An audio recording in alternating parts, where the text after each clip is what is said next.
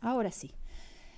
Entonces, quiero dar la bienvenida a nuestra invitada de la clase de hoy, que es la señora Marina Cañardo, que es licenciada en Artes con especialidad en Música, recibida de la UBA, doctora en Música y Musicología del siglo XX por la Escuela de Altos Estudios en Ciencias Sociales en París, doctora en Historia y Teoría de las Artes en la UBA. También Marina estudió flauta traversa y composición, trabajó en programas radiales sobre divulgación musical, escribió textos para programas de conciertos, ha publicado textos en prestigiosas revistas de América y Europa. Ha sido también docente universitaria en la UBA, en la UNL y en la UCA. Y también integrante de equipos de investigación en diversas universidades, como por ejemplo esta en la que estamos teniendo esta clase hoy. Su libro Fábrica de Músicas, comienzos de la industria discográfica en la Argentina, del cual les di para leer algo de ese material para esta clase de hoy, fue distinguido con el Premio Nacional del Fondo Nacional de las Artes. Fue también directora del Museo Casa Carlos Gardel en el Abasto, en Capital Federal, y es curadora de la exposición Pioneras del Tango. Bueno, hay algo seguro que no le falta a esta mujer maravillosa, que es currículum, o sea, es impresionante. Y además de todo, como si fuera poco, fuimos compañeras del secundario durante 5 años, así que compartimos muchos años de la adolescencia. Bueno, Marina, ¿cómo andás? Bien, bien, muchas gracias Natalia, esta flor de presentación. No sé cuántos quedaron, por ahí uno dice, oh, qué aburrido, mirá todos esos títulos, lo que nos va a contar. Pero bueno, espero que algunos se hayan quedado a pesar de este choclo de presentación y gracias en serio por esta invitación. No sabía, Natalia, si ibas a contar que éramos compañeras de secundario, pero es Claro. verdad. Igual hay que decir que Natalia es mucho más grande que yo, fue unas cosas raras de... Me queda Bueno, bien. No, en serio, gracias por la invitación y efectivamente estuve vinculada a un proyecto de investigación que dirigía el profesor Diego Madoeri, ¿lo conocen por ahí? Pónganse las cámaras, che, quiero saber, ¿no? Bueno, no lo conocen. Bueno, un profesor que está ahí dando folclore argentino hace ya algunos años. ¿Y qué más? sí, Ah, sí, sí, lo Diego es conocen, un mira. grosso, vamos. Yo sabía que alguno lo iba a ¿Qué conocer, sí, es hiciste, un Marina, grande. con Diego? Un proyecto sobre música argentina. Había gente de folclore. Bueno, Diego hizo su tesis doctoral sobre Charly García. Tal vez algún día lo invites. Mira, ahí te la tiré, Natalia, ¿eh? Sí. Y bueno, había gente también del palo del folclore y del tango. Estábamos yo y Omar García Brunel. Ujú. Lindo proyecto, lindo intercambio. Qué Y bueno. anteriormente tengo otros contactos ahí con esa hermosa universidad. Gustavo Basso, fue profesor de la UBA y también está por ahí por la universidad. Otro grosso. Pongan en el chat. Grosso, grosso, grosso, Sí, grosso. sí, muy groso. Es un genio total. Así que tengo un vínculo, digamos, con ciertas personas de la universidad. Ujú. Gustavo, te amo. Bueno, Gustavo es un señor casado, quiero aclarar esto para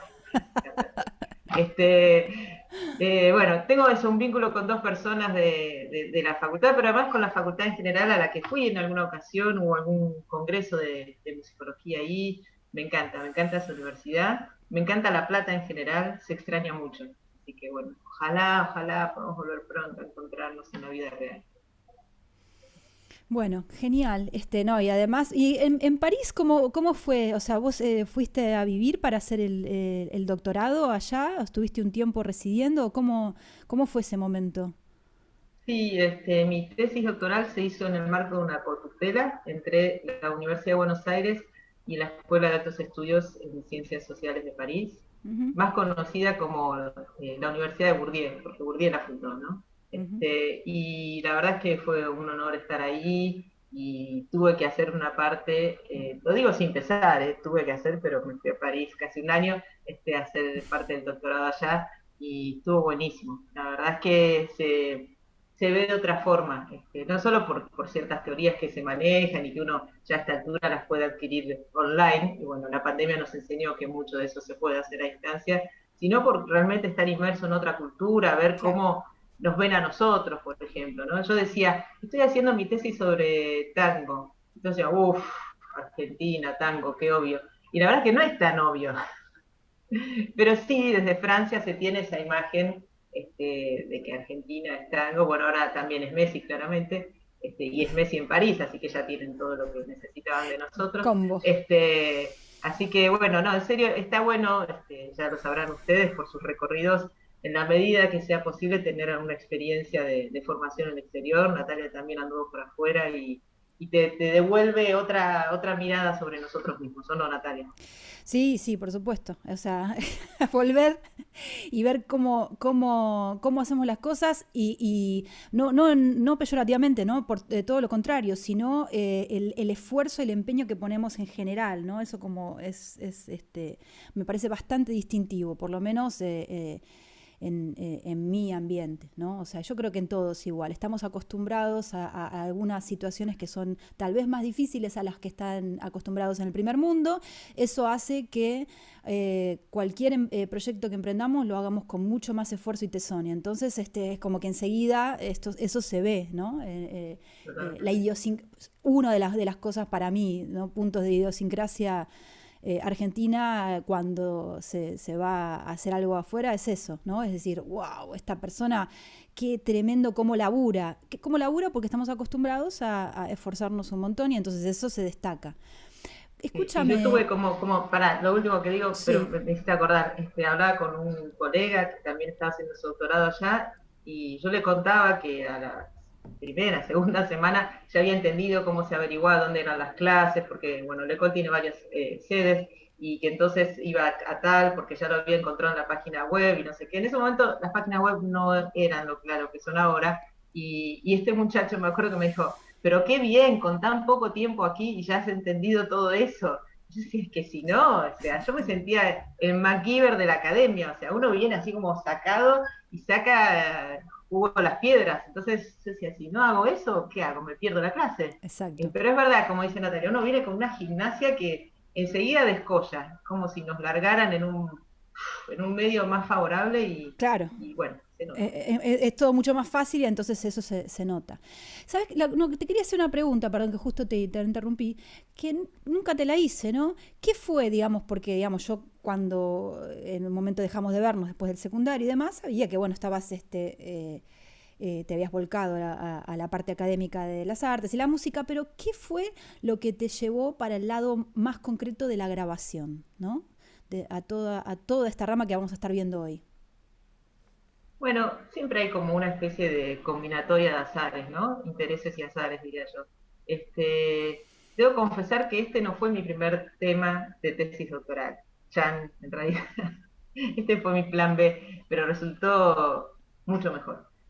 Había pensado en hacer algo sobre radio, yo había hecho radio, y quería hacer algo sobre historia de la radio y la música, y me empecé como a desanimar de los pocos archivos que encontraba, y bueno, esas cosas. Ah, mira, acá dice Santiago que estuvo en la charla de AES. Bueno, qué Sí. bueno, buenísimo, me alegro mucho, Santiago. Que no escarmienta, porque me escuchó Naes y ahora se vuelve a No le conectar. queda otra Muchacho, acá. hablando de gente con tesón, ¿no? Y convencimiento. Bueno, decía eso, pensé en hacer un tipo de investigación, y después, nada, pensé que, bueno, lo que ustedes por ahí también imaginan, no, pero hay discos, los discos son más fáciles de conseguir y además están las empresas. Me empecé como a armar de otro interés cercano, por así decirlo, subsidiario a la cuestión de la música, de la circulación de la música, digamos, más allá de la música en vivo. Y me encantó después lo que fui descubriendo.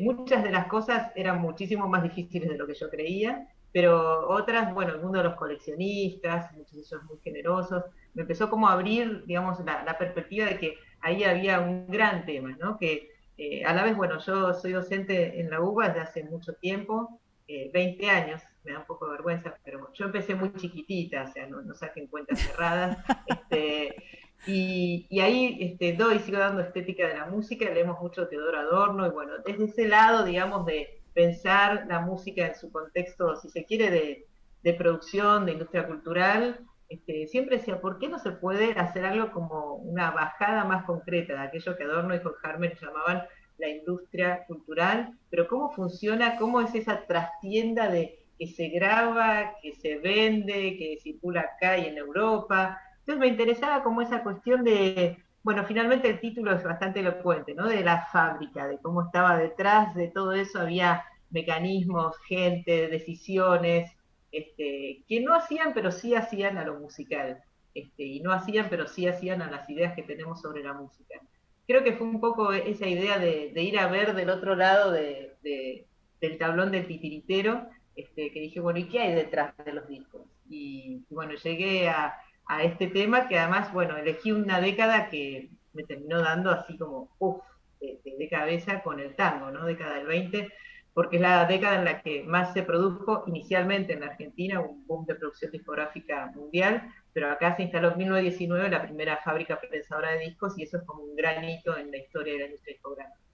Y ahí hasta el 30, con la caída de, bueno, la crisis mundial, hay como una proliferación increíble de discos, y en particular de grabaciones realizadas aquí en Argentina. Y bueno, fueron eso, como una cantidad de cosas y seguramente muchas otras que ahora no me acuerdo, Natalia, que he sabido, no sé si sabiamente, pero he sabido borrar de mi memoria.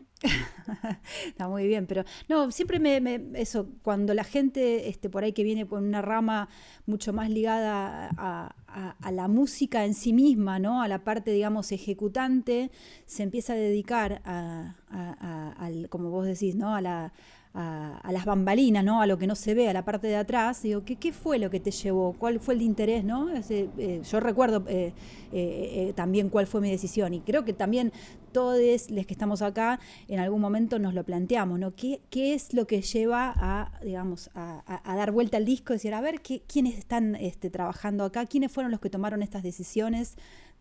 Una pila de decisiones que hacen que ese bien cultural también se transforme en comercial, ¿no? Porque está muy bien, lo de las fábricas no lo había pensado así tan estrechamente ligado con lo industrial, ¿no? Lo que es la industria, que hoy día está tan puesto, yo le digo la industria, hoy le digo la industria discográfica, ¿no? O sea, porque bueno, está en cuestionamiento. Creo que estamos viviendo justamente en un momento bisagra de lo que es la industria, ¿no? Está realmente se volvió desde la era de la digitalización, se mezcló y se volvió a barajar. Estamos viendo todavía qué pasa acá. Así que bueno, nos fuimos para otro lado, pero bueno, así es. Yo pensaba, puedo decir muchas cosas, pero no vamos a empezar nunca más la clase. No, no, dijimos que a las 2:02 tiene que terminar. Bueno, vamos, dale, le damos vía libre a Marina para que arranque con lo que nos preparó, con lo que nos va a deleitar hoy. Bueno, yo necesitaría, Natalia, si estás de Sí, acuerdo, que me permitas compartir, así claro les que sí. comparto. Ahí Yo va. preparé un PowerPoint que hice, obviamente como pasa en estos casos, yo tenía algunas cosas, pero me fui entusiasmando y la verdad es que hice una clase para ustedes. Espero que sea de su agrado, y si no, traten de disimular al final, digan que sí, que igual les gustó. No, en serio, espero que les interese y obviamente estoy a disposición para ir interactuando en la medida que sea necesario. Se está viendo, ¿no? Se ve perfecto. Bueno, ahí yo había preparado como una especie de portadita, en la que hay, por cierto, una de las publicidades de las tantas que estaban en mi tesis y que quedaron por suerte en el libro. Me parece que es alucinante las publicidades de época, por lo elocuente de ciertos planteos, pero también por las imágenes. O sea, como dijo mi hijo cuando agarró el libro, y no es porque yo soy una madre babosa y lo cito, pero agarró este libro y dijo, mamá, tiene dibujitos. Y es verdad, tiene dibujitos. Y a mí me encanta que así sea, me encanta que los libros sean, bueno, en la medida que el tema lo amerite, ¿no? Pero libros que invitan a leer y también a meterse, ¿no? En ese mundo que era el mundo, por ejemplo, de las publicidades de discos. Que en la biblioteca yo no tenía a nadie para decirle, mirá este sol con un disco, no sé qué, pero ahora Increíble, gracias a que me existe el acabo de libro, dar, perdón, sí, me acabo de dar cuenta que el disco es el sol de la bandera. sí, lo es, lo es, lo es. Así que nada, es súper interesante, porque eso, como decías hoy, desde las cosas más sutiles, como este descubrimiento que acabas de hacer, a las cosas más pregnantes, ¿no? Como que explican qué es la música argentina. y no es poca cosa, ¿no? Que una industria, en ese caso lo era, indique qué es una música argentina. Bueno, es un poco como disparador. No, y ahora hablando de eso, ya les cuento, hablando de trastienda, esta es la trastienda del libro. Cuando hicieron la portada, el editor me mandó esta parte, creo que tenía así ya unas nubes, y yo le dije, no, lo boché, le dije, ¿cómo no va a haber ningún disco? No puede ser. Habla de la fabricación de discos. Entonces la negociación fue que puso esto. Y no sé si dan cuenta, está inspirado en esa imagen que tienen ahí, que es un solcito que a la vez es un disco. Y mi hijo llamaba a este libro el libro del sol. ¿Viste, mamá, el libro del sol ese que el otro día lo presentaste? Y un día me dice, mamá, ¿sabes que el libro no es del sol, es de un disco? ¡Ah! Le dije.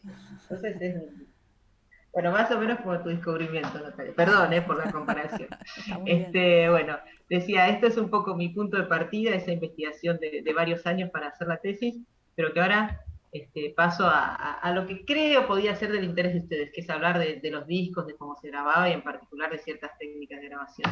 Yo todo el tiempo te veo a vos, Natalia, a mí y al PowerPoint. ¿Todos ven lo mismo? Por ahí no saco, ¿no? Para que no se agregue. Apareces vos en lo que va a grabarse, estás vos sola. Ah, O sea, estás vos sola y el ok. PowerPoint, así que Bueno, si no les molesta, entonces que quede ese rectangulito, yo lo veo así y a mí no me molesta. Bueno, si les parece, escuchamos un poco de música. Sé que hay músicos en la sala.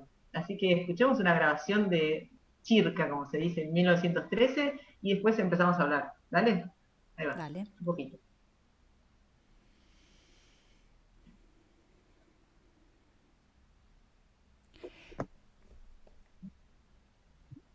Creo que no está saliendo. Puede ser que al compartir ¿No? tengas que poner compartir. Vamos. A ver Sí, si. sí, sí.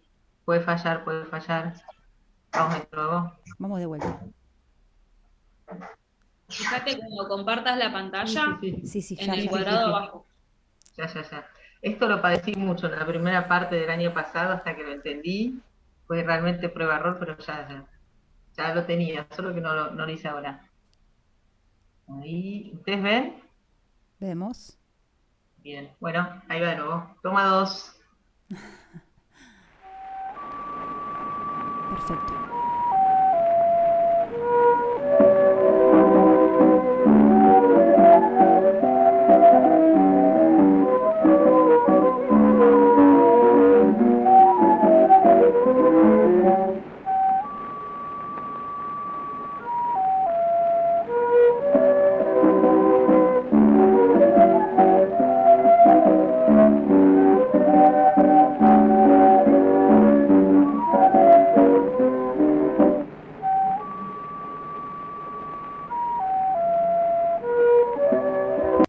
Sigue, pero más o menos para ilustración de un comienzo, perdón los músicos, sé que lo que hago es una aberración, pero bueno, para ir metiéndonos en tema era un poquito de ese sonido y bueno, de paso, ya que hay músicos y seguramente saben de instrumentos, quería que me digan qué instrumentos sonaban en esa grabación del Cuarteto Malio, a quien ven ahí al señor Pacho Malio, Juan Malio, en la misma etiqueta del disco en el que sonaba, por cierto, no lo dije, pero lo leen ahí, el Cachafaz, un tango de la Guardia Vieja, tanto como lo era el Cuarteto Malio.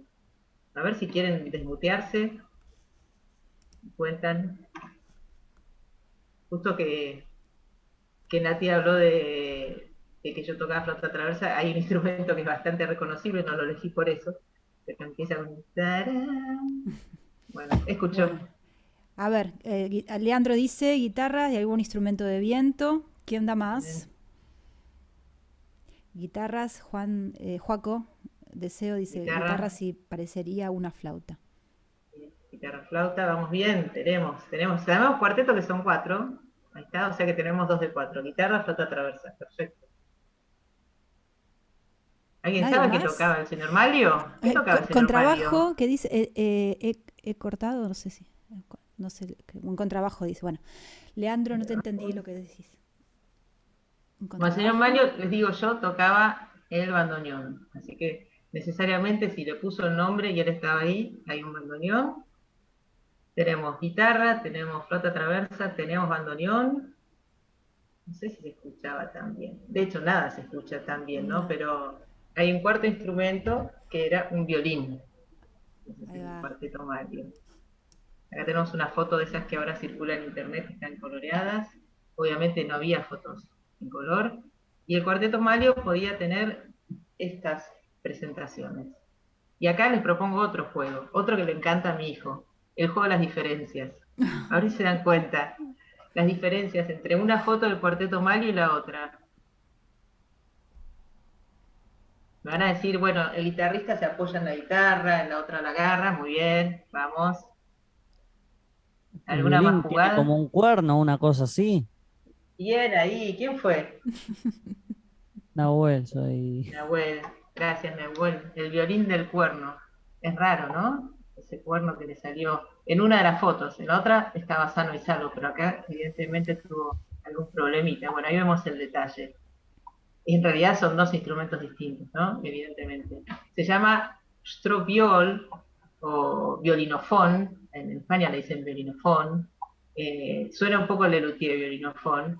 Acá tenemos el manual de lo que fue el registro del señor Johannes Stroh, un alemán, y que lo hizo precisamente con ese cuerno que ustedes reconocían para que sonara más potente. Vemos algunas otras fotos más. Este es un strobiol de ahora. Vemos que no garantiza la felicidad. La chica no parece muy contenta de estar tocándolo. Pero bueno, es muy vistoso, hay que reconocerlo. En Nuestras Pampas lo toca Javier Casalla, por ejemplo, de bajo fondo. Aparece ahí con su violín corneta. También se lo llama así, violín corneta, por lo menos aquí en la Argentina. Y grabó con él, Javier Casalla, un disco en 2005, que se lo recomiendo. Creo que se llama Javier Casalla, el disco mismo, en el que está él en el violín tradicional, en el violín corneta, en guitarra. Es una especie de disco de él en varios roles. Así que después, si quieren buscarlo y escuchar cómo suena el violín corneta de Javier Casalla. Este instrumento, les decía, se hizo para amplificar en una época en particular. Este es un disco más reciente, no de esa época tan antigua, pero es un disco de un encargo que hizo la Deutsche Grammophon a Mauricio Kagel, un compositor argentino, radicado en Alemania por muchísimo tiempo, al punto que los alemanes piensan que es un compositor alemán, pero no se nos vamos a permitir, es un músico argentino que falleció hace unos años y que en el 73 recibió el encargo para hacer alguna obra por este aniversario en particular, y él eligió los instrumentos antiguos con que se grababa al comienzo. Y ahí vamos llegando de a poco con las obras y con las pistas. Se hacía entonces un violín especial para que suene más fuerte, para poder grabar en el comienzo de la industria discográfica. Y acá vemos, otra vez juego de la diferencia, dos estudios, o más bien el mismo estudio, en Victor, en Camden, Estados Unidos, donde hay una forma de grabar que se llamaba acústica y que ustedes ya conocerán por lo menos de nombre, y otra forma de grabar que se llamaba eléctrica. Y ahí de nuevo, no sé si Nahuel o alguien más que quiera lucir su voz, ¿qué cosas notan distintas? Primero la corneta, la bocina, y Exacto, la segundo la bocina, disposición en de el los caso de la pies. izquierda. Perfecto. Hay una gran bocina, en el caso de la izquierda.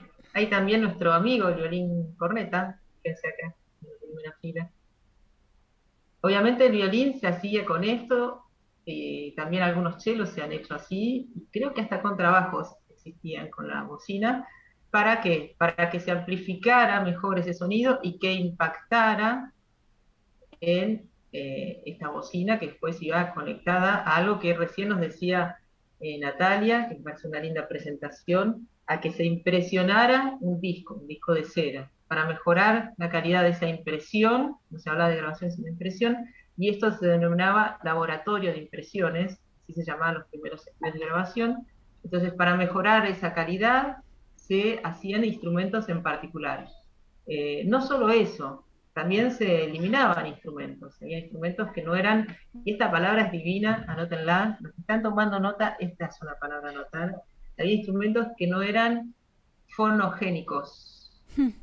Ustedes conocen la palabra fotogénicos, ¿no? Por ejemplo, yo no soy muy fotogénica, pero hay gente que lo es.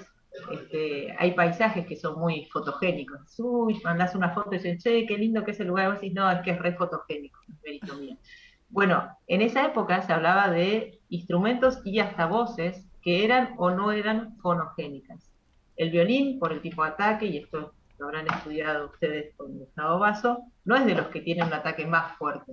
Entonces necesitan algún tipo de aditamento, o en este caso una versión especial, la del violín corneta, para ser más fonogénicos. Bueno, no solo eso, sino que seguimos con el juego de las diferencias, acá hay como unas gradas, o sea, están todos hasta amontonados en torno de la gran bocina, ¿no? Acá ya se parece un poco más a una situación de concierto, donde están todos ubicados, ¿El y lo que ven piano acá... dónde estaría? Sí. ¿Está a la derecha en la versión eléctrica? No se llega a ver si hay piano o no hay piano. Ya En no hay esta piano, ¿no? versión no veo piano, pero después vamos a ver alguna foto donde sí hay piano.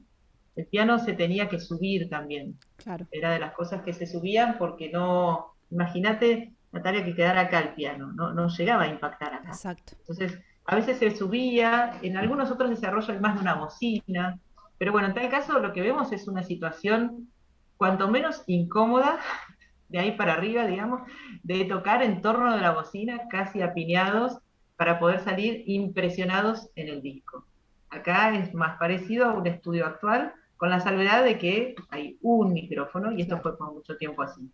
Entonces, bueno, ya acá estamos hablando de tipos de grabación. Digo, no es mi especialidad porque no soy técnica, pero sí quería contarles eso, cómo se grababa en un momento, y bueno, aprovechar esta charla por ahí a compartir con ustedes, no solo ese primer audio, que insisto, era un audio de principios del siglo XX, es decir, grabado con la tecnología de grabación acústica, sino algunas cosas, bueno, no las voy a spoilear, pero más audiovisuales para entender un poco más de cómo se grababa.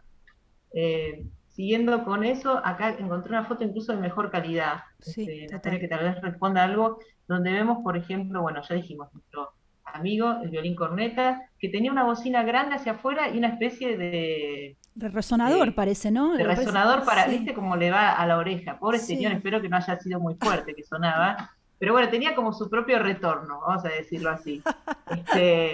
Y bueno, y acá sería como, después van a ver otras cosas, ¿no? Pero un poco como era la mezcla, ¿no? Que esto lo necesito más adelante, que poneme el cello más arriba y atrás, que estos timbales que acá no parecen estar siendo tocados, evidentemente tenían que ir más lejos.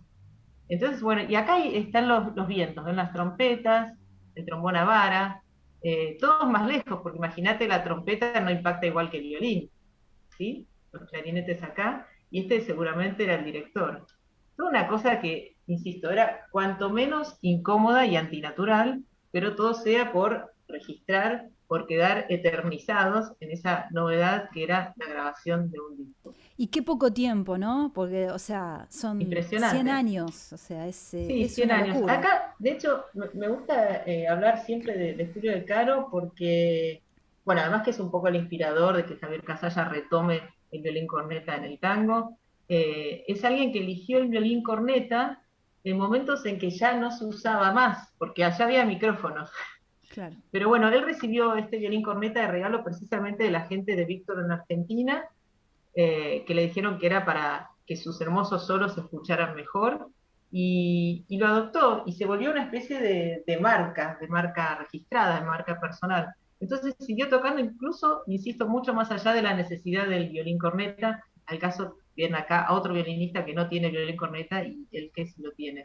Pero como decís, es muy poco tiempo. Un músico empezó con esta tecnología y poco tiempo después, aquí en el 26 se empezó a grabar con esta tecnología de micrófono o eléctrica. Bueno, el primero para grabar en Odeón Nacional fue Gardel, pero la primera fue una mujer, sí, muy de estas épocas, que hay que reivindicar esas mujeres tal vez menos vistas, que fue Rosita Quiroga para Víctor. Ella grabó unos meses antes que Gardel. La Musa de Mistonga es lo que grabó, un tango. Bueno, entonces digo, los artistas podían en vida pasar de una tecnología a la otra, y bueno, eso implicaba además maneras de tocar distintas, en concreto hasta un instrumento distinto, pero también maneras de proyectarse. No sé si tenemos cantantes en la sala, pero no es lo mismo proyectar la voz hacia un micrófono, hacia una sala, que hacia una bocina, ¿no? Digo, ustedes no habrán tenido la experiencia de la bocina, pero sí seguramente la de cantar sin micrófono o con él. se canta de una forma totalmente distinta. Lo mismo se interpreta de una forma distinta con una tecnología o con otra. Quienes fueron, no sé si Natalia, vos sí, claro, vos llegaste a ir a ver Laboratorio de Impresiones, la exposición que habíamos hecho en el Museo Casa Carlos Gardel. Sí, Ahí teníamos en la charla, ¿te acordás? Cierto, sí, sí, por eso me acordé.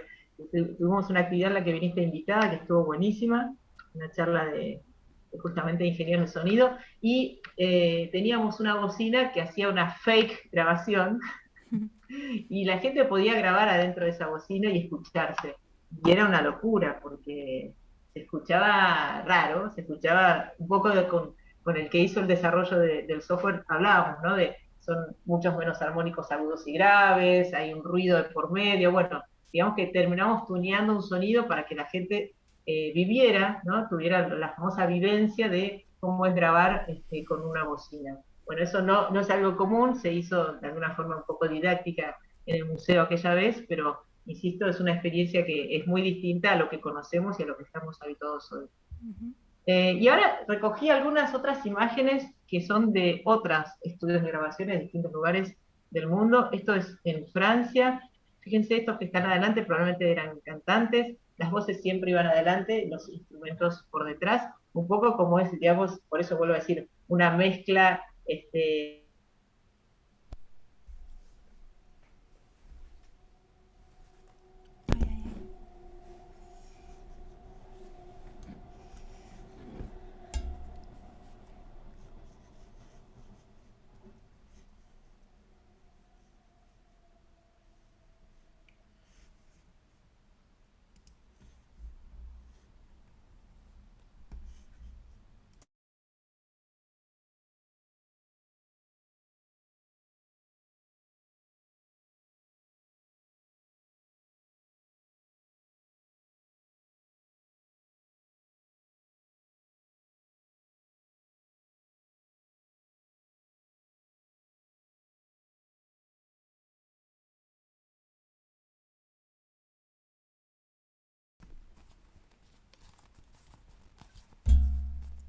Se cayó la conexión acá.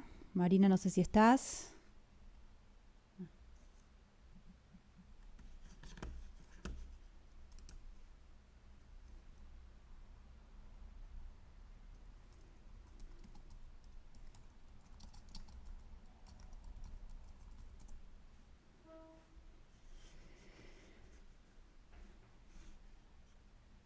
Bueno, parece que se nos cayó a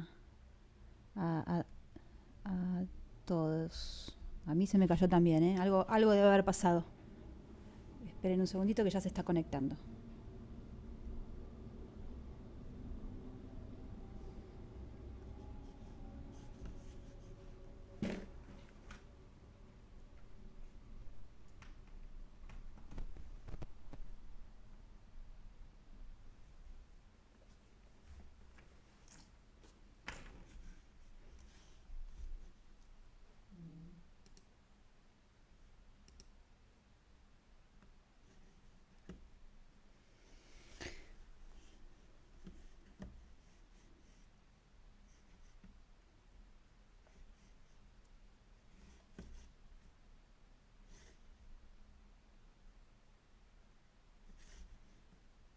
Vamos a poner pausa hasta que entre otra vez más. hablando sola. A ver, estábamos justo en la foto.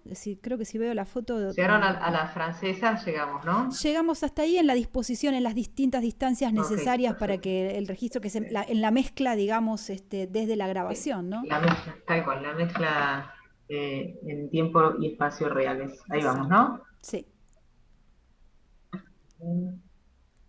Ahora lo pueden ver, me está avisando, ¿verdad que lo pueden ver? Te vemos. Lo que sí, acuérdate de haber puesto para si hay sonido. Sí, eso, estoy entrando de nuevo por eso, gracias. Son muchas cositas. Ahí vamos. Ahí vamos. ¿No? Y ahí se ve eso, ¿no? Sí. Se nos cayó todo no fuiste vos ¿En serio? sola. Sí, hubo algún fallo importante, sí. Cosa más linda. Bueno, piensen que cuando se grababa esto, estaba toda esta parte que era totalmente mecánica, que daba, ahora vamos a ver, a lo que les dije, ¿no? un disco de cera caliente en el que se impresionaba esa onda acústica que quedaba de alguna forma unida con uno o dos conos en este caso. Es decir, que se podía cortar la luz, se podía cortar internet, estaba todo bien en esa época. Ahora nosotros nos complicamos con tanta tecnología. Sí. Esto para decir que antes no pasaba esto, es mi espíritu tanguero devenido en crítica de la internet. Bueno, volviendo a esto, les decía seguramente lo de la distribución espacial, que está vinculada con la capacidad de impacto de cada una de estas fuentes sonoras en la grabación o en la impresión, pero también había distintas bocinas, y eso no sé si se llegó a escuchar, pero había bocinas que por su tamaño, por su material, por su forma, eran más aptas para grabar, por ejemplo, instrumentos de cuerdas, o instrumentos de vientos, o una voz, o un ensamble. Cuando son como un poco más minucioso, solamente se los quiero mencionar para que vean que ya en esa época había algo como un paralelo con la variedad de micrófonos, digamos, serían como los micrófonos de la época, y también había distintos tipos de micrófonos, distintos tipos de bocina, en este caso, según la fuente sonora que se quisiera registrar. Bueno, encontré varias, algunas seguramente las han visto, me decía Natalia que compartieron algunas fotos de grabaciones acústicas, acá vemos, insisto, otro tipo de bocina, y el que está acá es Elgar, que es un director, pero además compositor inglés. No encontré dónde era, pero imagino que puede ser un estudio de grabación en Inglaterra por ese motivo.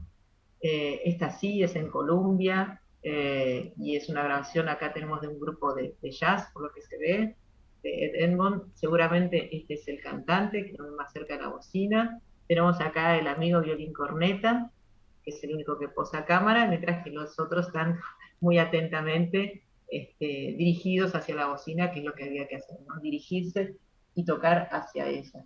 Después, en muchos estudios, y por eso nosotros en la reconstrucción que hicimos en el Museo Gardel, nos inspiramos en eso, había, bueno, no solo maderas que serían necesarias para acustizar, sino como estas especies no sé, de columnas de maderas donde se colgaban cosas, se veían en algunas fotos que no traje acá, colgadas en estos caños o cables que caen del techo, partituras, sobre todo por la incomodidad que implicaba esta situación donde no había lugar, por ejemplo, para atriles. Así que bueno, como les decía hace un rato, era todo menos cómodo, pero todo valía el registro y el hecho de ser eternizado. Les dijo, acá vemos una situación más de música de cámara con violín y piano, pero acá vemos unas bocinas ahí que bien podrían haber sido de otra grabación, que luego se reemplazaban en caso de, como decía antes, que los instrumentos ameritaran otro tipo de captación sonora. Bueno, esto ya llegamos a lo telúrico, porque es una grabación realizada en Buenos Aires, y esta es una imagen de caras y caretas de las tantas que encontré a lo largo de mi investigación doctoral, que se ve dos bocinas, una dirigida directamente a los violines y otra para los bandoneones, además eran dos hermanos que estaban ahí tocando, los hermanos vivos. Y acá vamos con la respuesta de lo que quedó de la pregunta de Natalia, ¿no? La orquesta de Canaro, probablemente en alguna interpretación no necesariamente de tango, sobre todo porque vemos trombón y trompetas, y Canaro grabó además mucho jazz, y el piano, ahí lo ves Natalia, en alto, Claro. que es un poco lo que pasaba con la orquesta de Firpo, que es de las primeras que empezaron a grabar aquí con el piano en alto para solucionar un problema que tenían, que bueno, no quedaba bien registrado el piano, y empezaron a probar con esto, con elevándonos en tarimas, a ver cómo queda mejor. Uh-huh. Bueno, ahora ya en nuestras pampas queridas, lo que les propongo es que veamos un fragmento de una película. La película es esta que ven acá, El último payador, y el protagonista es Hugo el Carril. Hugo el Carril hace acá de Bettinotti, que era un payador, obviamente no van a llamar así una película, si no fuera que el protagonista es un payador. Y lo interesante es que el guion es de Homero Manzi, y la música es de Sebastián Piana, así que bueno, tenemos ahí una especie de Dream Team del tango de todas las épocas.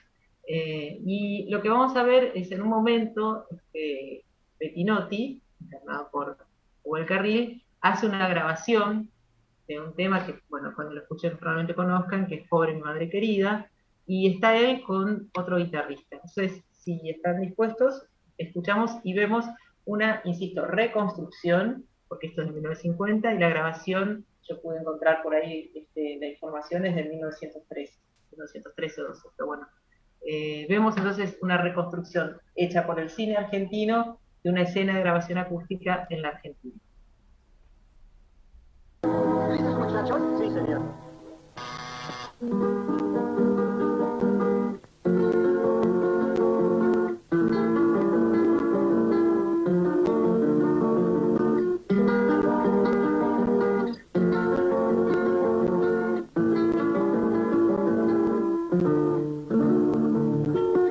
Pobre mi madre querida, cuántos disgustos le daba.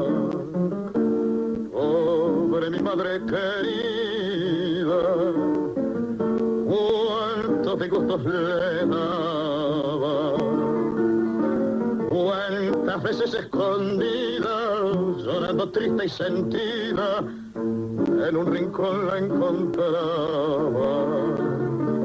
Cuántas veces escondida, llorando triste y sentida, en un rincón la encontraba.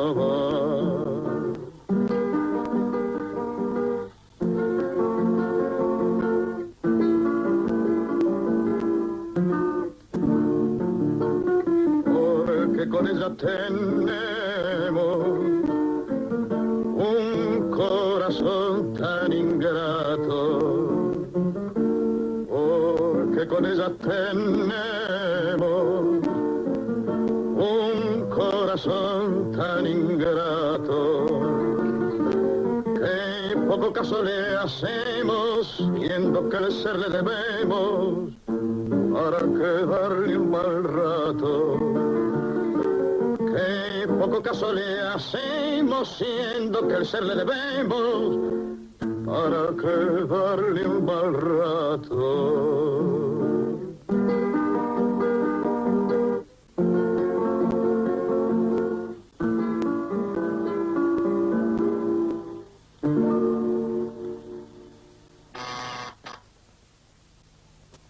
Muy bien, Bettinotti. Este triste ensayo fenómeno. ¿Ya está listo entonces?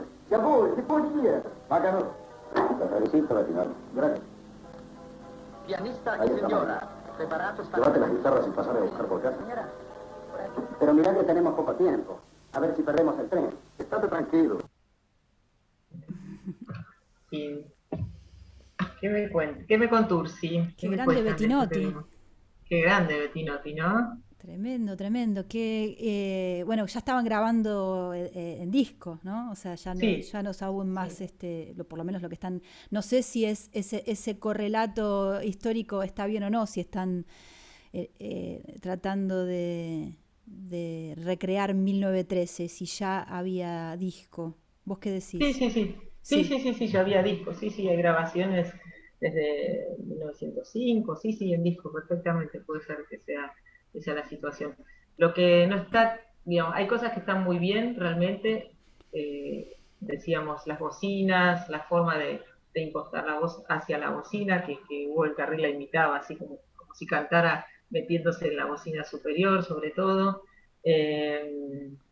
La idea de que, como les dije, había un disco que se impresionaba en el mismo momento desde el otro lado, ¿no? Lo que ahora sería la pecera, en ese momento del lado de los técnicos, había ahí un disco que en ese mismo momento se está impresionando, que después era la base de lo que iba a ser la matriz y de lo que luego iba a ser los discos, ¿no? Se hacía todo por grabado, y de ahí viene más la palabra grabado, ¿no? La idea de grabar, como hacen los grabadores de las artes visuales, ¿no? Se hace una matriz que después se hacen muchas copias de eso. Pero volviendo a la escena, está, me parece muy bien documentada en cuanto a cómo sería esa situación de grabación con bocinas y con el disco impresionándose en el momento. Me gusta mucho el detalle de que el técnico, no sé si se dieron cuenta, es un señor que habla con acento y que al final se le escucha un Jawohl, y los primeros técnicos eran alemanes, así que eso está muy bueno, Homero Mansi muy bien documentado para hacer que ese señor responda Jawohl, quedó fenómeno. Y bueno, y también se escucha que ahí la misma voz llama señora con piano, no sé cómo, o sea, sería así, ¿no? Pa, pa, pa, uno tras del otro, y el mismo técnico se encargaba de hacer la sucesión de los músicos delante de las bocinas. Tal vez no está tan bien documentado eso de que haya una araña lujosa, eso me parece que no sería así. Los estudios Eran debían más ser bien bastante, los depósitos, ¿no? De sí, determinados lugares. eran mucho más modestos. Me molesta esta imagen negra, así que perdón, vuelvo acá. Eran mucho más modestos, como les mostré en otras imágenes, muy probablemente eran forrados en maderas por cuestiones acústicas.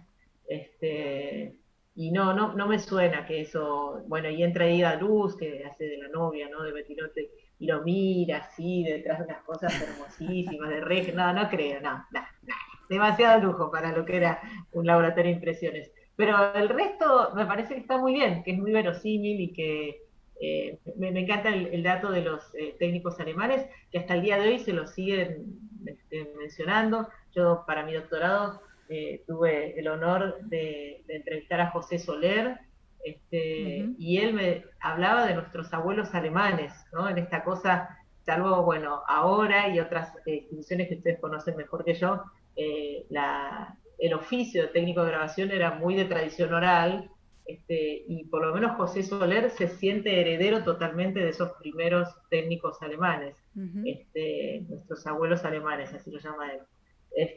Así que bueno, me parece que eso está muy lindo. Es un detalle desde ya, pero bueno, los nerds que nos interesan los detalles, valoramos también que en el caso de las películas sean reconstrucciones que tengan en cuenta ese contexto social y ese dato en particular, ¿no? Acá hablando de detalles, la gente estaba debatiendo sobre el material del disco en el que se impresionaba, el máster. Sí, en realidad ese era el disco, hasta donde yo sé, de cera caliente, que por eso también tenían que ser bastante calurosos los estudios, porque se registraba eso. Así que, bueno, la primera respuesta es que por lo menos en una época, después cambió la tecnología, pero en una época se hacía en cera caliente. Y, y después de eso se hacía un bañado en níquel, si no me equivoco, y de lo cual salía otro, lo que llaman un negativo, y Claro. después se hacía otro más, y así siguiendo se hacían distintos, como dije yo, impresiones, o grabados, perdón, Claro. para conseguir las famosas copias, los famosos discos. Lo que tenía la tecnología previa, la del cilindro, es que se hacía uno a uno. Era bastante más complejo de hacer justamente las copias. Entonces se registraba cada vez y de cada uno resultaba un ejemplar a vender, lo cual era costosísimo. Claro. Bueno, era ya los primeros intentos de grabación y reproducción. Eso era como la tecnología de Berliner, mientras que Edison, no, al revés, de Edison tenía el cilindro y Berliner tenía el disco, y se puede decir que ganó Berliner.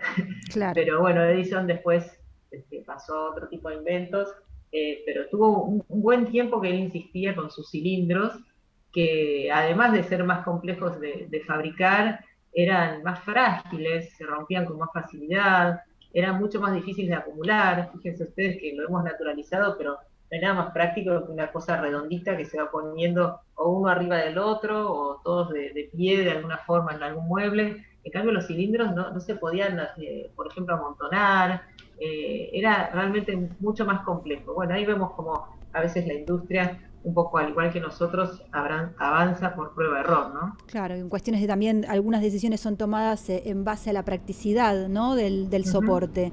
Es muy loco porque también lo que estás comentando, ¿no? de lo costoso también de hacer en cilindro. No sé, claro, cómo tiene que haber sido, seguramente habrá sido de esa manera acá.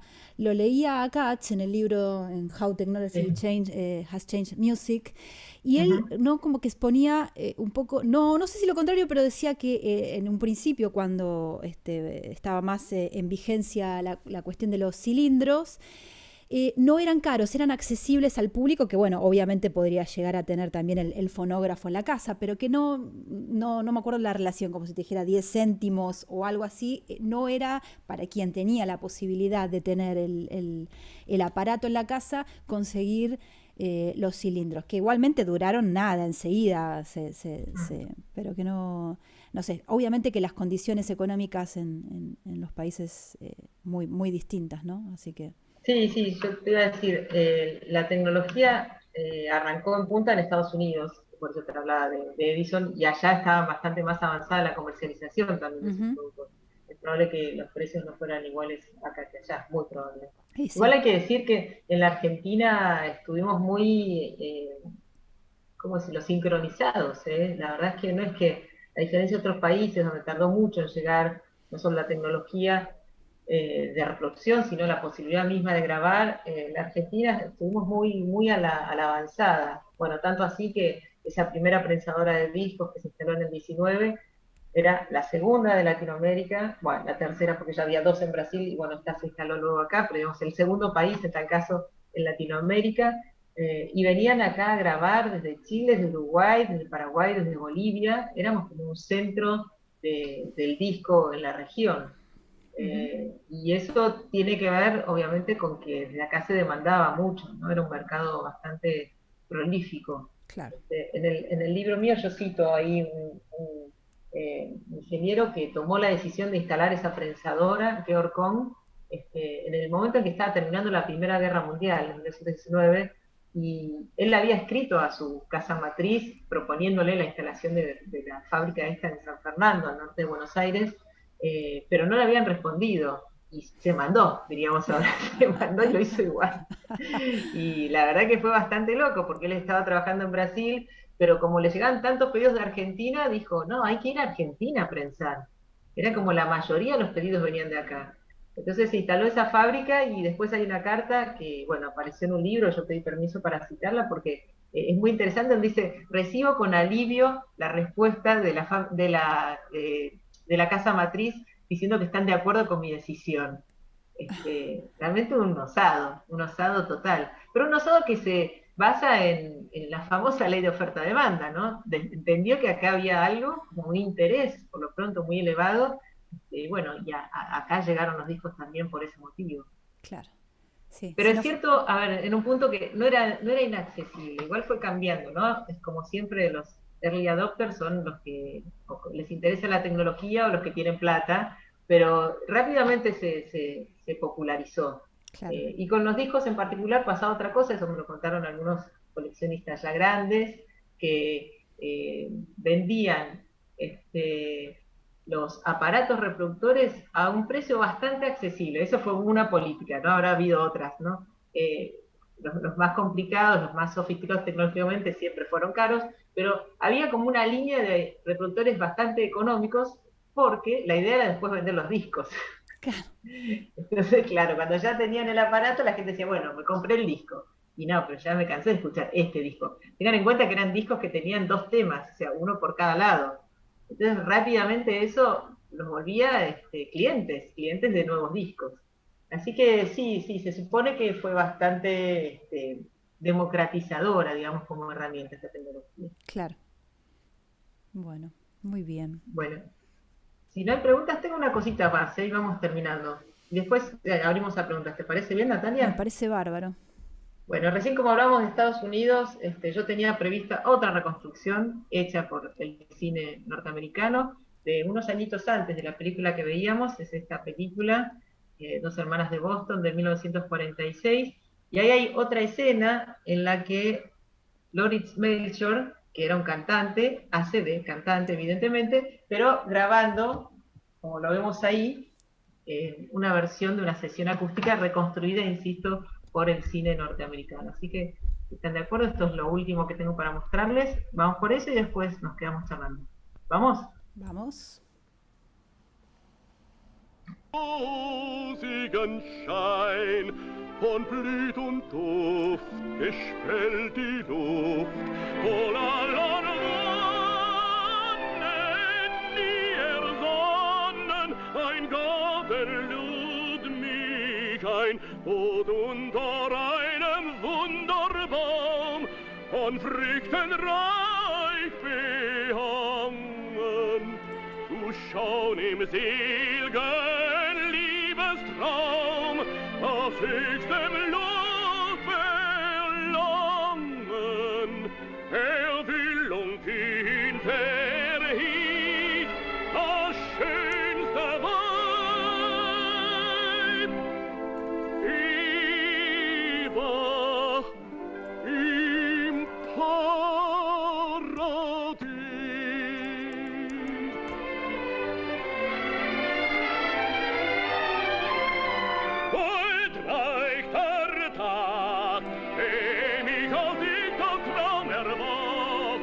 was ich erträumt, das Paradies, in himmlisch neu wird hell am Tag, hell wo wir lag, dahin lockend nun der Quell den Pfad mir wies,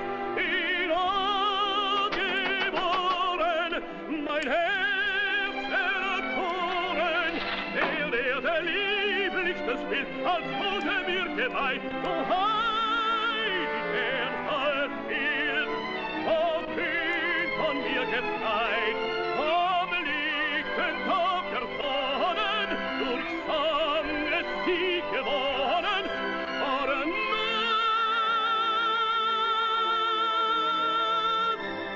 und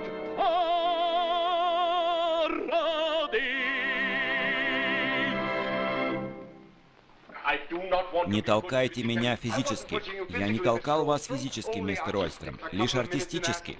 Пару минут, мистер Ольстром, и пластинка готова. Могли бы и погромче.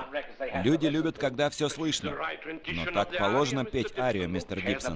Да кого волнует песня? Людям нужен феномен, звуки из граммофона. Поверить не могу, когда иголка коснется пластинки, зазвучит мой голос. Сейчас зазвучит. Как интересно. Оперных певцов записывают очень редко, мистер Ольстром.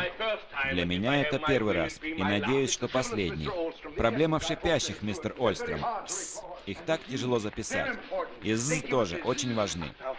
Теперь все тихо. Тихо, прошу.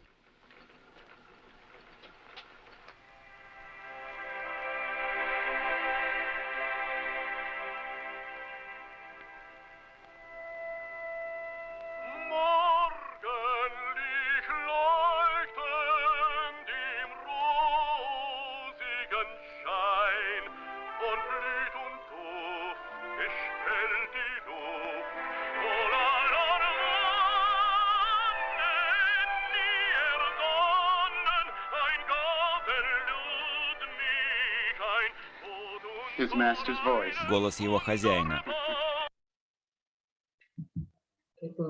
Genial. No, tremendo. Genial. Tremendo. No? Es una propaganda.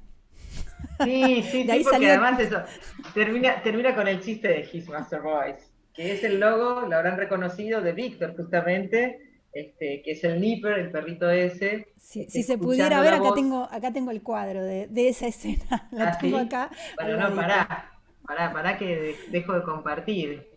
Mostrá el cuadro. Ay, no, pero no puedo girar la computadora, pero bueno, después les mando la fotito. Bueno, después compartirlo. Sí. Bueno, eso me parece que es fantástico. Bueno, tiene hasta esa humorada, se ve que era una comedia, ¿no? Pero demostrar ahí una especie de reconstrucción real del logo de Víctor, donde se ve a un perrito, lo deben conocer, un perrito escuchando His Master Voice, la voz de su amo, queriendo decir como que es igual a la voz del amo y por eso el perro se queda ahí como escuchándolo a él, ¿no? De la vida real. Bueno, dicho sea de paso, ese es un cuadro bastante conocido, un pintor francés que aparentemente había hecho el cuadro con un cilindro, pero después Berliner le pidió que lo rehiciera con un disco. Y ahí tenemos de nuevo la disputa. Bueno, y de ahí se tomó, de un cuadro se tomó la imagen de lo que luego fue el logo prácticamente más conocido de la industria discográfica de la época, que es el de Víctor. Bueno, además de ese gag final que me parece divino, tenemos ahí varias cositas de lo que ya estuvimos hablando, ¿no? Desde ya el cantante y la orquesta tocando ante la bocina en un laboratorio de impresiones, este empujador de solapas, que era un personaje real, había alguien que hacía, eso también es en tiempo real la ecualización, hacía que avanzara o retrocediera el cantante. En general, por lo que entiendo, era con los cantantes que se hacía ese procedimiento. Hay otro libro de Katz, no sé si lo tenés, Natalia, que recoge testimonios de distintas tecnologías del comienzo de la radio, del cine y del disco, y hay varios relatos de cantantes, que se sentían muy mal por los empujadores de solapas, no los llevaban de un lado al maltrato. Otro. El maltrato que implicaba que mientras estabas cantando te tironeaban para adelante y para atrás, tal cual lo estamos viendo en esta escena. O sea que eso es también una muy buena reconstrucción de lo que pasaba, y que tenía que ver directamente con la tecnología y lo que pasaba acústicamente, ¿no? Que un sonido demasiado fuerte podía hacer que salte la púa y que se pierda todo, porque ahí no había corregime los compases tales y tales, se perdía todo, absolutamente todo ese registro y había que volver a empezar. Lo del empujador de solapas me parece encantador y está muy bien representado. Después tenemos esto de los que se paran, ¿vieron cómo se paran corriendo? Ahí tenemos de nuevo, ¿no? El volumen que sube de un canal en realidad son músicos que se acercan corriendo. Yo, la verdad, no he leído sobre eso, pero bueno, me parece verosímil que lo mismo, ¿no? Al no poder aumentar volúmenes, no poder tener más micrófonos, alguna especie de subida y bajada de intensidad se diera por desplazamiento. Yo sí hablé con gente que estuvo en grabaciones acústicas, un señor muy mayor, casi 100 años, que lo entrevisté, y me dijo que detrás de un telón, recordaba él, pero bueno, claramente un separador, alguien decía, el violín más lejos, el violín más cerca, o sea que la mezcla ahí se hacía por distancia. Claro. Pero bueno, acá lo que vemos es que la distancia se modifica en el medio del tema, lo cual, qué sé yo, es cuanto menos gracioso, no sé si real. Pero bueno, tiene sus motivos o sus justificaciones acústicas. Es un poco después, el productor, o sea, un poco es esto, sí. ¿no? Es como el director de la grabación, o sea, quien está dirigiendo, quién tiene que acercarse, en qué momento y cómo, ¿no? Es como... Sí. Y después lo que no es tan real es cómo se escuchaba, porque no se escuchaba inmediatamente después. Para eso pasaban, como yo les dije, había que hacer una copia de ese disco, en realidad el negativo, otra más, pasaba por ahí 10 días fácilmente hasta que se podía escuchar. Pero bueno, supongo que a los efectos de la comedia había que resolver eso de que se escuchara y que el propio cantante, que además acababa de prometer esa... Ahí lo vemos. Esto me acompaña, digamos, en todos los días. A Nipper, escuchando His Master Voice. Gracias, Natalia.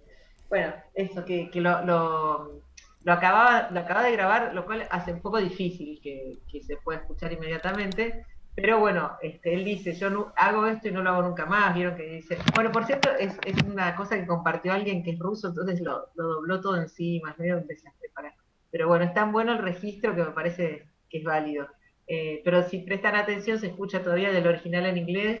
Es mi primera y mi última vez, dice el cantante. O sea, evidentemente también le molestaba un poco el tirador de solapas, pero después se escucha y se queda como embelesado. Eso también es parte de cierto registro real, ¿no? Los cantantes escuchaban, se dice por ejemplo que Melba, que por ahí la conocen porque también, digamos, nada, es conocida por galletitas y por cosas distintas, era una cantante de ópera y que dijo, al escucharse, así canto, por algo soy la Melba.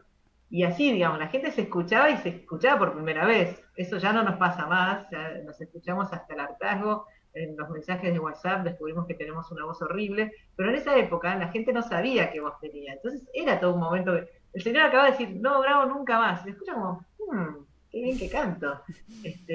Solo bueno, lo que no podía ser cierto, por lo menos hasta donde yo sé, es que se hiciera tan rápido ese disco. Eso no podía ser cierto. Pero insisto, es a efectos de la dramaturgia general de la película, donde era importante que el señor se escuchara, dijera que no y después se riera. Es como cuando las películas dicen, no voy, y lo ves sentado en el cine donde dijo que no iba al cine, ¿no? Bueno, tenía que... Vos misma contás esto en el libro, ¿no? Que muchas veces tenían que transcurrir un par de semanas hasta que los músicos podían escucharse, ¿no? Que tenían que elegir entre dos impresiones, ¿no? Porque, grababan y no había, como decís vos, no había manera de pinchar, ¿no? De cortar, de editar, de absolutamente nada. Entonces, a lo sumo tendrían dos oportunidades. También sobre esta cuestión de que hasta se olvidaban lo que habían interpretado, cómo lo habían tocado. Entonces, que pasaban hasta 15 días, decía el texto, que... Nada, como que sí podían hacer esas dos tomas y nada más, y si había algún arreglo hasta había que consultarlo, porque esa cuestión de la improvisación quedó bien, pero la próxima capaz que no queda bien. Exacto. Sí, sí, era así, era una situación incluso de bastante estrés, ¿no? Imagínense que es casi un único tiro, ¿no? Como se dice a veces, era esa toma y quedaba, o a lo sumo los más famosos tenían derecho a más de una toma, pero a veces si eras una orquesta del montón y que tenía su primera grabación, difícilmente le permitieran más que grabar una vez. Entonces grababan una, dos veces lo que pudieran y después se escuchaban tiempo después y ahí decían, bueno, está bien, está mal, más o menos. Yo entrevisté ahí, creo que también está en el libro, a gente que tenía familiares, ¿no? Que grababan, digo, ya a veces no es fácil encontrar gente de esa edad, pero sí por digamos, allegados, y decía, el día que mi padre grababa, en casa no volaba una mosca, ¿no? Porque era como una tensión que había de tener que ir a tocar. Y después otra cosa que pasaba, y eso me lo contó también, ya no va a salir, el bandoneonista que les mencioné hace más de 100 años, que llegó casi a los 100 años, él me decía que como era tan exigente la cuestión de la grabación, a veces los músicos de la grabación no eran los de la orquesta. O sea, se llegaba como a una solución de compromiso, decirle, mira, vos tocás bien como para el café, pero necesitamos un buen violinista para grabar. Le ponían el famoso reemplazo, que era de gente que sabía tocar muy bien, digamos, los músicos sesionistas, que era lo conocemos El por demás, comienzo de los sesionistas sí, en ese momento, totalmente, ¿no? Porque... sí. Así que no siempre las orquestas que figuran en la etiqueta coinciden con las que conocíamos, porque a veces había sesionistas en la grabación. Son una escuela que prácticamente hoy día existe muy poco, porque o sea, la posibilidad de grabación es tan distinta, tan otra, ¿no? Tan la de ir armando, que no deja de ser algo también artístico, pero como la condición es mucho más facilitadora de la ejecución. Entonces, de alguna manera democratiza y no hace exclusiva la cuestión artística de la grabación para los músicos muy experimentados, porque a veces, un músico sesionista tal vez no da con el perfil de un músico de vivo, ¿no? Porque de repente no tiene nada de gracia, porque está, qué sé yo, por ahí como muy atado a su lugar y, digamos, poco conectado con la cuestión performática. Es decir, es otro arte, ¿no? También. Pero todo un legado por ahí se iniciaba en ese momento, que por ahí yo creo que habrá llegado hasta la época de la edición digital, ¿no? Sí. El sesionista. Bueno. Yo tenía una última imagen que nada, las comparto. Perdón, que yo pensé que habías terminado. También iba y venía, pero se las muestro y además tenía una frasecita que quería decirle. Ahí, muchas gracias. Ahí tenemos un Caruso, un dibujo del mismo, grabándose, y nuevamente el chiste, y gracias Natalia por mostrarlo, porque viene a colación de His Master Voice y él mismo grabando la bocina. Así que acá no sé si se lee, yo puse muchas gracias. Muchas gracias. Ahí está. Bueno, hermoso. Creo que no llegamos a escuchar. Nosotros tenemos una línea de tiempo que la estamos viendo, estamos investigando con una nueva manera que no es el PowerPoint, que a veces funciona y a veces no tanto, pero que un programita que está muy bueno, que con eso fuimos armando una línea de tiempo de la historia de la grabación. Creo que no llegamos a escucharlo, ¿no? Las primeras grabaciones de Caruso. No sé si eso lo llegamos a hacer. Todavía no. Así que eso nos espera para la clase que viene. Todavía no habíamos llegado al gramófono. O sea, estuvimos como en el arranque de todo esto. Y para hoy habíamos armado, digamos, la idea era que tuvieran un par de preguntas cada uno, cada una. Así que disparen porque es el momento. Para Marina, ¿no?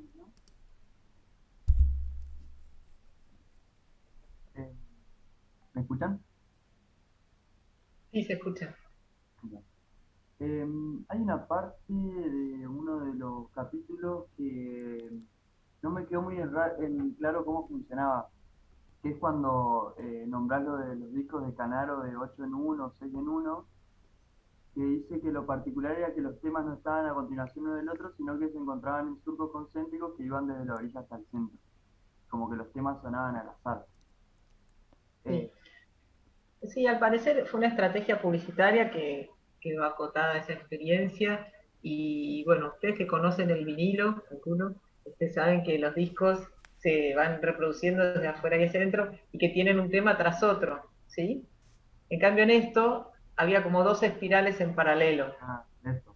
Entonces, si la púa caía en una, sonaba un tema. El mismo disco, si caía en otra, sonaba otro tema. Era como un chiste casi de poner. Los temas que imagino, además debían ser más cortos.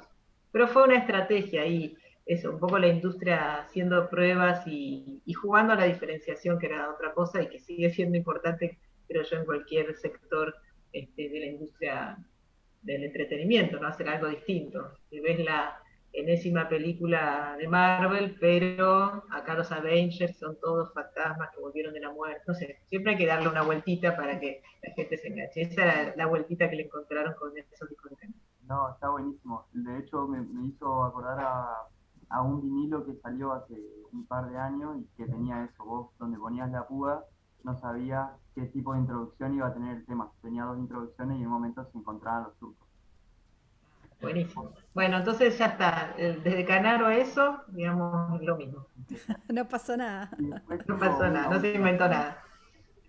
Yo sabía que las matrices fueron algo que después se replicó en los CD, en los compact disc, digamos. Y que eso básicamente es lo que a vos te hacía separar un disco profesional o un disco original de uno pirateado, digamos, que es que nosotros grabamos en la compu con él, que no tiene esa matriz, obviamente. La pregunta era ahora si se sabe cómo es ahora que se hace esa separación de un disco original o de un track original, digamos, de uno pirata, por así decirlo. ¿En qué sentido estabas preguntando? O sea, ¿en un CD? Sí, o más bien, ponele, había veces que si vos tramitabas un subsidio o algo así, te pedían que tu disco sea profesional y tenía que tener esa matriz hecha. Digamos, bueno, por ejemplo, cuando se imprime eso, hay una manera en la que tiene códigos y no es apto para la copia, por ejemplo, ¿no? O sea, eso evitaría. Hoy en día igual prácticamente, por lo menos en este país, ni se están, muy pocas son los proyectos en los que se imprime disco, muy poquititos.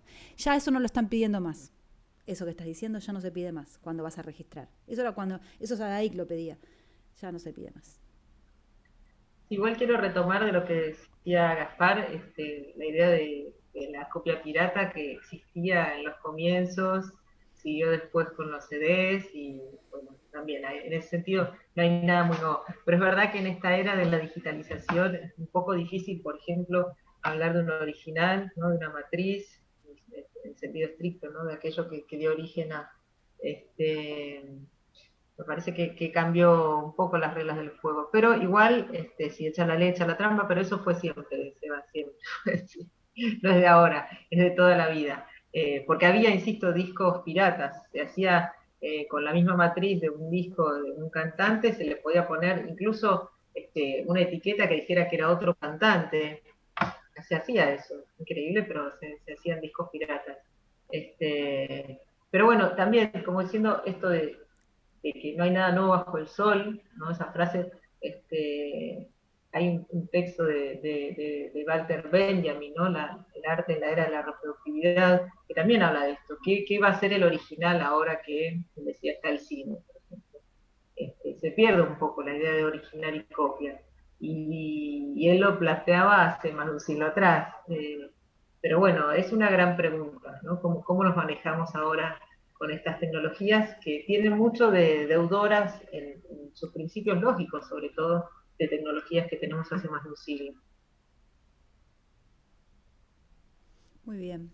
¿Qué otra pregunta tenemos para Marina, para ir cerrando? Odión y Víctor, a ver. ¿Lo lees vos o lo leo yo, Nati? Léelo, si querés. Odión y Víctor, que funcionó... ¿Qué función cumplían en el...? Yo te leo y vos respondés. Odión y Víctor, ¿qué función cumplían en el circuito de propagación cultural? Me refiero a quiénes decidían qué música se grababa y cuál no. ¿Quién tenía la última palabra en esas dos empresas? un montón de preguntas. ¿Cuáles eran los criterios para decidir qué música circulaba? Bueno, un poco están, ¿no? Son parte de lo mismo. ¿Eran sellos nacionales o instalados en Argentina? Son varias preguntas. Son varias preguntas. Cristóbal, hay un libro buenísimo que responde muchas de estas preguntas. Se llama Fábrica de Música. Claro. No, bueno, voy a tratar de responder. Algunas en serio están en el libro, Claro. pero es súper interesante lo que plantea Cristóbal, y desde ya que yo traté de dilucidar todas esas preguntas, algunas con éxito y otras no tanto. Odeón y Víctor eran los dos sellos más importantes en la Argentina de la década del 20 y en muchos otros países, pero aquí en Argentina eran casi como los que capitalizaban la producción discográfica. Víctor era una empresa norteamericana y tenía aquí una filial, en algún momento, al principio no, como todo, al principio solamente era una especie de boca de expendio de discos. Después, cuando se dieron cuenta, un poco como lo que conté de Georg Kohn, ¿no? Que en Argentina había una plaza muy importante, se instaló también Víctor en Argentina en la década del 20, con, insisto, una filial que tenía además directamente gerentes norteamericanos representando acá a esa empresa. Odeón tenía otra estrategia comercial, era una empresa alemana, pero se asociaba con empresarios locales. En el caso de la Argentina fue Max Glucksmann. Así que las dos eran empresas transnacionales, pero tenían distintas formas de propagarse en el mundo. Después, ¿qué función cumplían?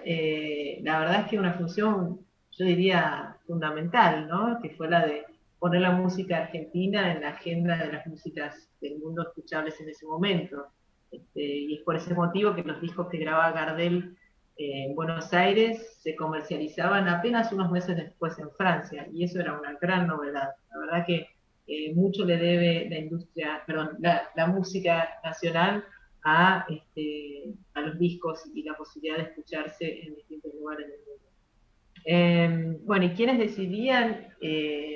Y ese es todo un tema. Bueno, ya más o menos imaginarás que Víctor estaba un poco más controlado desde sus representantes norteamericanos aquí, mientras que el otro quedaba bastante, ¿cómo decirlo?, bajo las decisiones de los locales, de Glucksmann, aunque bueno, Glucksmann no era argentino, pero se hizo, como tantos otros inmigrantes, se hizo argentino a fuerza de llegar acá muy pequeño y trabajar acá vinculado con la industria cultural desde muy chiquito.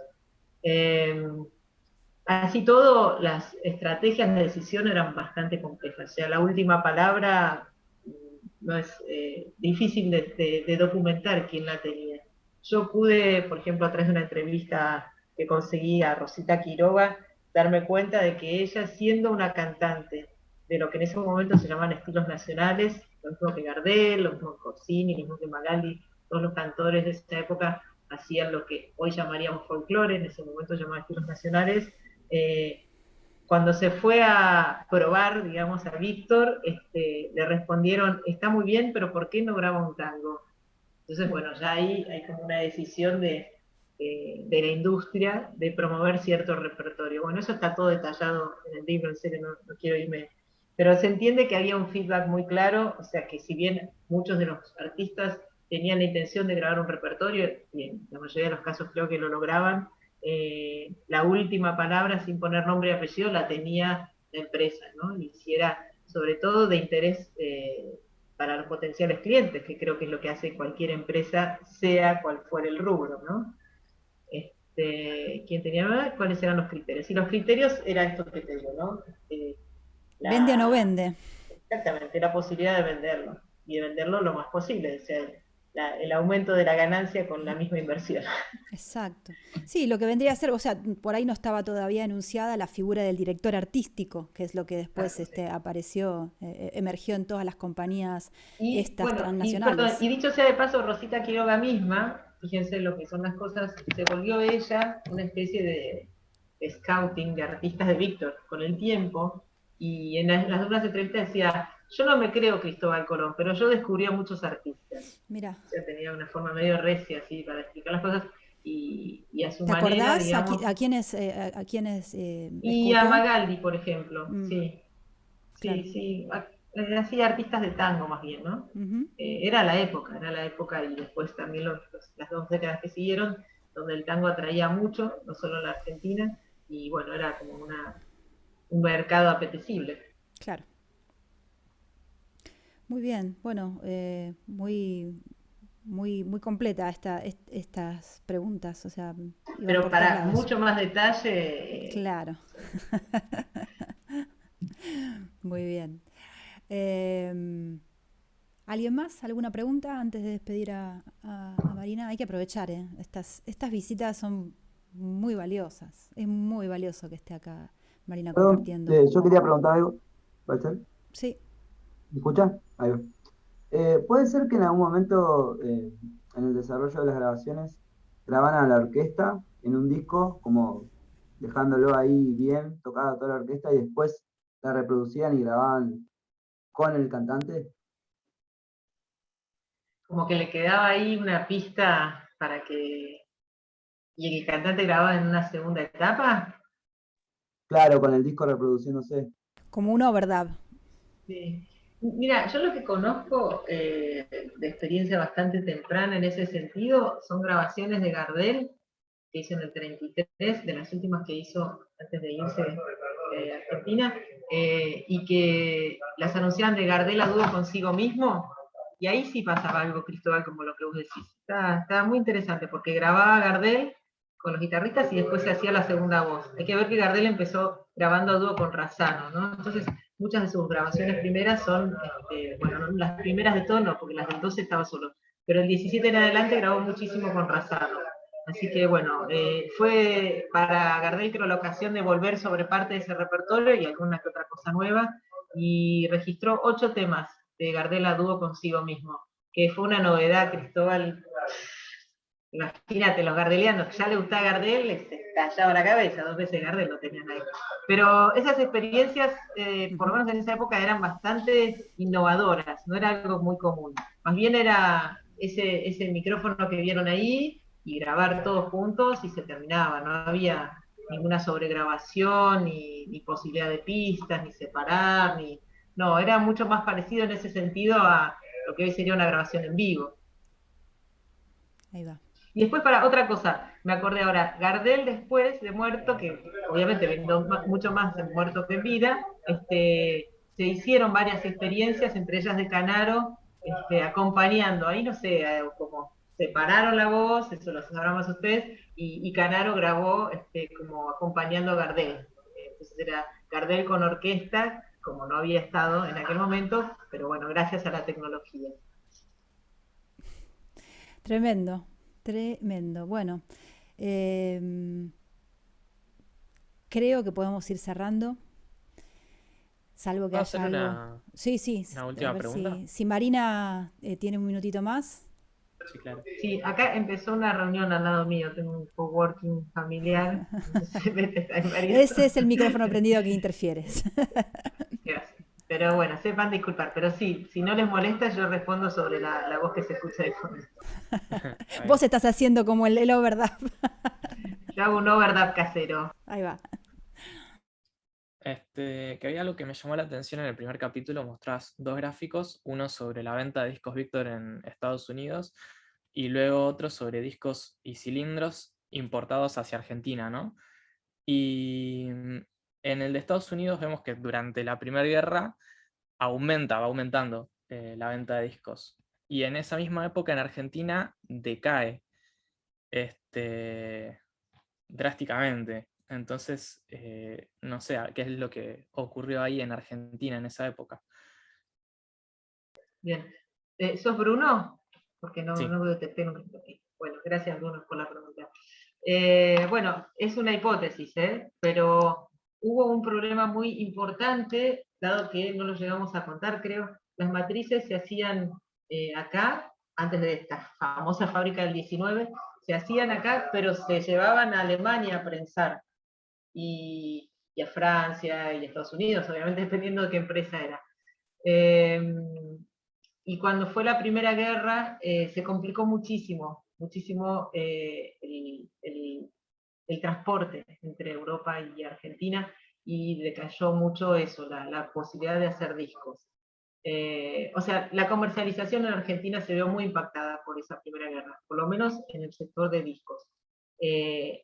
Eso por un lado. Estados Unidos estimo que tenía otra realidad, porque ellos tenían ahí ya sus fábricas y sus prensadoras. Entonces, Claro. el interés creciente siguió creciendo durante la Primera Guerra, no se vio tan impactado.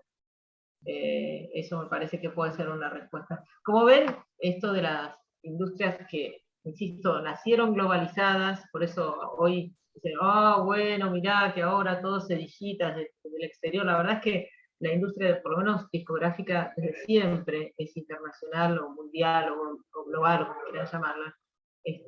Pero bueno, dependiendo de qué país, impacta distinto también la realidad, en este caso bélica o sociocultural, ¿no? No es lo mismo la crisis como impacta en Estados Unidos que acá impactó un poco menos, pero impactó, la crisis del 30 me refiero, impactó de una manera distinta, y así siguiendo. Creo que lo que nos permite también entender, primero es cuántas continuidades hay, ¿no? Por eso yo un poco en chiste les decía hace un rato, no hay nada nuevo bajo el sol, hay tantas cosas que pasaban hace un siglo y que siguen con otros formatos pasando ahora, y después que hace rato también que estamos todos en el mismo lodo, ¿no? En el mismo baile por lo pronto, con esas variaciones importantes, sí, pero variaciones locales que tienen que ver con la autonomía que tiene la actividad en cada país. No sé si responde esto, Bruno. Sí, claro. Muchas gracias. Genial. Muy bien. Si no hay más preguntas, parece que no. Bueno, ¿les fue de utilidad esto? Les hago así como una encuesta boca de urna. Sí, ahí nos. Sí, no, yo estoy contentísima de que hayas podido estar acá. La verdad que son aspectos estos, los históricos y un poco de revisión de lo que estamos haciendo, que es muy, a mí no deja de llamarme la atención, ¿no? Me parece bastante loco que estando, digamos, en distintas carreras, se vea tan poco de esto, ¿no? Yo pienso en otras instituciones en donde se ve grabación, sonido, ¿no? Y son varios años, son 3 años a veces, ¿no? Estas carreras, en donde no se aborda, o se aborda muy poco, muy superficialmente todos estos contenidos que bueno, o sea, esto que nos diste hoy es, bueno, esto, muy, muy novedoso para las carreras de sonido. No se ve. Yo pasé por varias instituciones y la verdad que, bueno, a mí me interesa que esto se pueda exponer en gente que va a ser profesionales, que van a estar especializados en esta rama del sonido. Así que, bueno, muchísimas gracias. Bueno, de nada. Bueno, ahí veo el chat que fueron sumando ahí comentarios y agradecimientos y bueno, Sí. confirmando que sí, que les resultó interesante y bueno, la verdad es que me alegro muchísimo que así sea. Uno pasa por años de investigación y aislamiento, como es a veces un trabajo doctoral, y se pregunta cada tanto, ¿para qué hago yo esto? Pero cuando ocurren estas cosas, dice, bueno, lo hice para eso, para poder compartir esto, que como dice Natalia, por ahí no es tan conocido y a la vez es tan interesante, entonces está buenísimo. Me encanta poder compartirlo con ustedes, que siento además que son, no sé si decir los nietos o los bisnietos de los alemanes, pero que son claramente los seguidores de esta tradición. Una vez, por cierto, cuando estaba entrevistando justamente a José Soler, se acercó alguien, yo estaba ahí en Odeón, que estaba en Cabildo, ¿no? Con él en el estudio, porque ahí era su oficina, y se acercó alguien y él se vio en la obligación de presentarme. Y dijo, ella es Marina, está escribiendo un libro sobre todos nosotros. Yo dije, ojalá yo haga eso, ojalá escriba yo el libro. Entonces, bueno, sí, escribí el libro de José Soler, de sus abuelos, y ahora los nuevos nietos, estoy muy contenta de que suceda. Ahí va. Bueno, 1.000.000 de gracias y bueno, gracias también a los que se conectaron y vamos a hablar un poquito también, no hablar, pero sino a ver qué tal les pareció todo esto con algunas preguntas la clase que viene, que no será sincrónica, pero que vamos a estar abordando el material que nos deja Marina. Muchísimas gracias. Gracias. Chao. Nos vemos. Chao, chao.